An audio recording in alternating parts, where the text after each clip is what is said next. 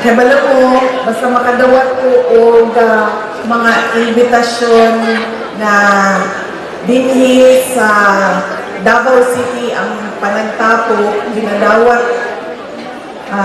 gidayon ako na kay matagaan manggugo og higayon na muuli dinhi sa Davao. Pagkakita na ko,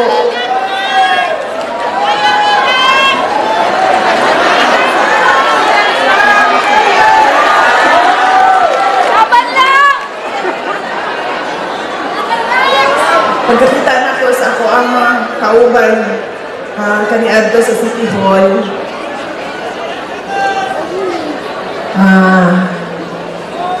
na nostalgic ko, na bati na ko ang ako ang kamingaw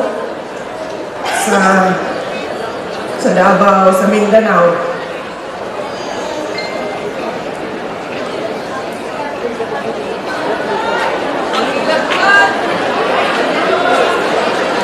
Kagahapon, so muna,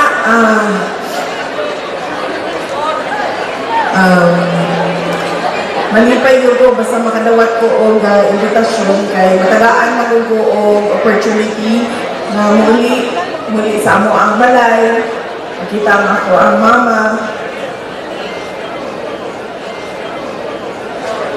makaistorya o personal ako ang mama. Kunya, makauli, magamit ako ang kanang dahil na kung imuha yun ang kama na binatulugan din mo. Dito magod sa Manila, nag-arkila lang niyo. Balay. So, hindi komportable kung asa ni nagapuyo kay dili siya amo ang balay, pero yung may mag-amping kay dili kami ang tag-ila sa balay. So pag makauli kami dili sa some sort of a safe space para sa amoa sa pamilya. Na nostalgic ko kay nakita na ako mga kauban sa City Hall kaniadto, and nakaingon ko sa akong kaugalingon nga nakagagalina, nakahun-ahon ako sa ako ang kaugalingon. Kung sa kahaon, nilagan na lang ko ang mayor. No! Wala na lang ko nilagan ko vice president. Vice President Dani, maganda ko na yun.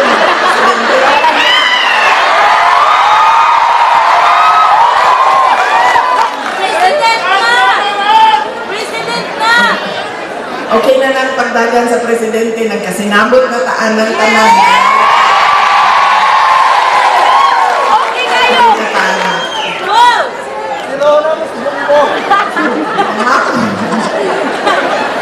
Sinuhot na bumbo! Sobra nimo ba ka-komportable sa imuha kaugalingon nga kama, sa imuha kaugalingon nga balay. Niabot ni kagabi, alas 7 na sa gabi, di kami sa laing lugar sa Mindanao.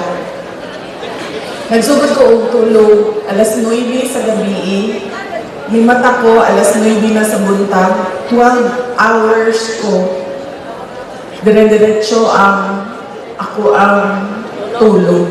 Hinana siya ka-comfort zone sa ako ang muuli o Davao. Dili na ako mabuhat bisag asa.